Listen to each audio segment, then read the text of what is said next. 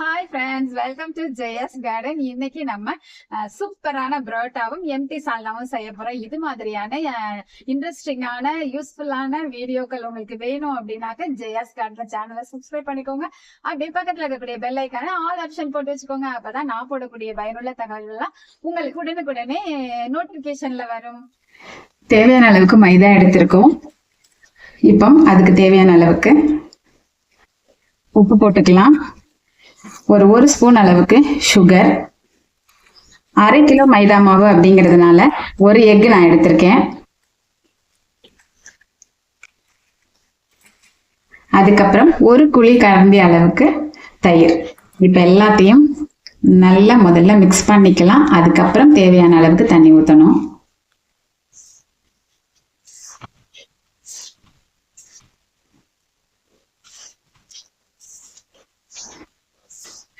எல்லாமே நல்லா மிக்ஸ் ஆகுற அளவுக்கு நம்ம பண்ணிட்டோம்.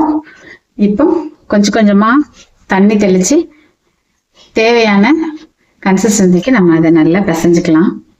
ஊத்திராதீங்க, தெளிச்சுதான் எல்லாம் பிசையணும். நல்லா சாஃப்டா பிசையணும். ஓரளவு பிசைஞ்ச உடனே நம்ம இப்ப ஆயில் ஊத்திக்கலாம். அப்பதான் ஒட்டாம நல்லா வரும். இது எந்த அளவுக்கு பிசைறோமோ அந்த அளவுக்கு சாஃப்டா இருக்கும். அதனாலதான் கடையில எல்லாம் அடிச்சு பிசைவாங்க இல்லையா. நல்லா பிசைஞ்சாச்சு. கையில தொட்டா இந்த மாதிரி ஒட்டாத அளவுக்கு பிசைஞ்சுக்கோங்க. அதுக்கப்புறமா இது மேல கொஞ்சமா ஆயில் அப்ளை பண்ணிக்கலாம். எல்லா பக்கமும் நல்லா ஆயில் அப்ளை பண்ணிட்டு 2 to 5 hours நல்லா ரெஸ்ட் டைம் கொடுத்துடலாம். இன்னும் கொஞ்சம் நல்லா பிசைஞ்சிட்டு நம்ம பால்ஸ் மாதிரி ரெடி பண்ணி வச்சுக்கலாம்.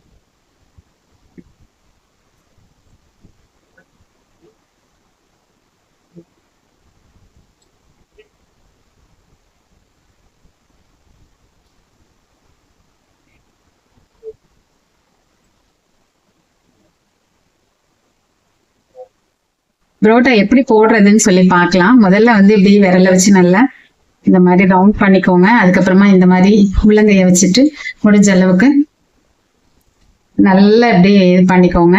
கையிலேயே நீங்க பண்றதுனாலும் பண்ணலாம். இல்ல எங்களுக்கு கையில பண்ண கஷ்டமா இருக்கு அப்படின்னாக்க நீங்க இந்த மாதிரி சப்பாத்தி உருட்டுற மாதிரி ஆனா நல்லா நீளமா உருட்டிக்கோங்க.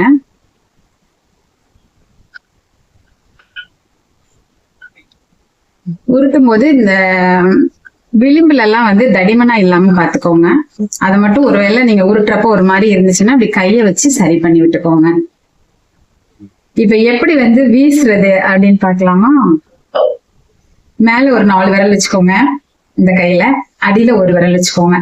இந்த பக்கம் அதே திருப்பி வச்சுக்கணும். கீழே 4 விரல், மேல ஒரு இது. இப்படி வச்சுட்டு இந்த பக்கமும் இப்படி நம்ம பண்ணணும்னா ஃபாஸ்டா நல்லா நீண்டு வரும். அதுக்கப்புறமா அப்படியே நம்ம சுருட்டிட வேண்டியதான். சுருட்டிட்டு லாஸ்டா இருக்கிறத இது மேல வச்சுக்கணும். அவ்வளவுதாங்க. இதெல்லாம் செஞ்சு முடிச்சுட்டு அப்புறம் லாஸ்டா தட்டி தட்டி போட வேண்டியதான். இப்ப எல்லாத்தையும் இந்த மாதிரி வீசி வச்சதுக்கு அப்புறம் கொஞ்சமா ஆயில் கையில தொட்டுட்டு உள்ளங்கை வச்சு இப்படி லைட்டா ப்ரஷ் பண்ணி விட்டோம்னா சப்பாத்தி வந்துடும். ரொம்ப தடிமனாவும் இல்லாம ரொம்ப மெல்லிசாவும் இல்லாம தட்டிக்கணும்.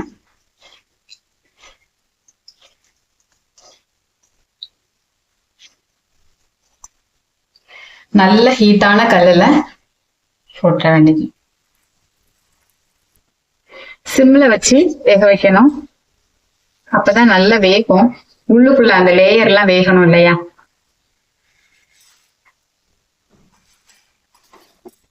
கடைசியா இந்த மாதிரி 2 பக்கமும் இப்படி பண்ணிட்டு அதே மாதிரி இந்த பக்கமும் திருப்பிட்டு இப்படி பண்ணணுங்க.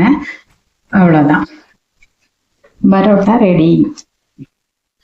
ஒரு குக்கர் எடுத்திருக்கோம். அதுல கொஞ்சம் அதிகமாவே ஆயில் விட்டுக்கலாம். ஆயில் ஹீட் ஆன உடனே 1/2 ஸ்பூன் சோம்பு, அதுக்கப்புறம் 2 ஏலக்காய், 1 கல்பாசி, ஒரு சின்ன துண்டு பட்டை இதெல்லாம் போட்டு நல்லா பொரியட்டும். 2 பல்லாரி வெங்காயம் இந்த மாதிரி நீல வாக்குல அரைஞ்சு போட்டுக்கலாம். ஒரே ஒரு பச்சை மிளகாய், கொஞ்சம் கருவேப்பிலை போட்டு நல்லா வதக்கிக்கலாம். சீக்கிரமா வதங்கிறதுக்காக கொஞ்சமா நம்ம உப்பு போட்டுக்கலாம். வெங்காயம் இந்த அளவுக்கு வதங்கின உடனே 1 ஸ்பூன் இஞ்சி பூண்டு விழுது போட்டுக்கலாம். இதோட ராஸ்மெல் போற வரைக்கும் நல்லாவே வதக்கிக்குவோம். ஒரு பெரிய தக்காளி கட் பண்ணி போட்டுக்கலாம். தக்காளி வதங்கிட்டு இருக்கும் போதே ஒரு கையளவுக்கு கொத்தமல்லி தலைகள், ஒரு கையளவுக்கு புதினா போட்டு அதையும் சேர்த்து வதக்கிக்கலாம்.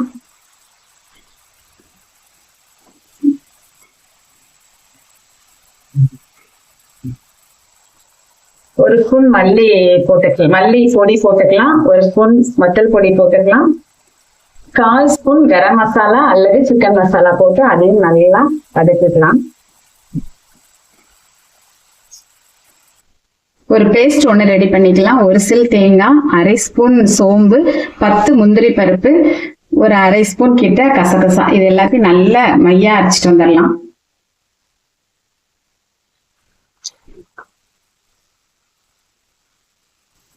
நைஸா அரைச்ச பேஸ்ட அதுல ஊத்திக்கலாம்.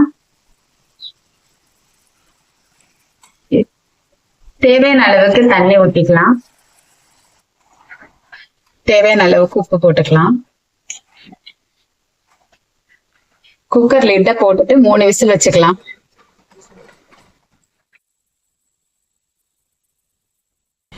ஸ்டீம் போனது பாத்தீங்க அப்படின்னா சால்னா ரெடி.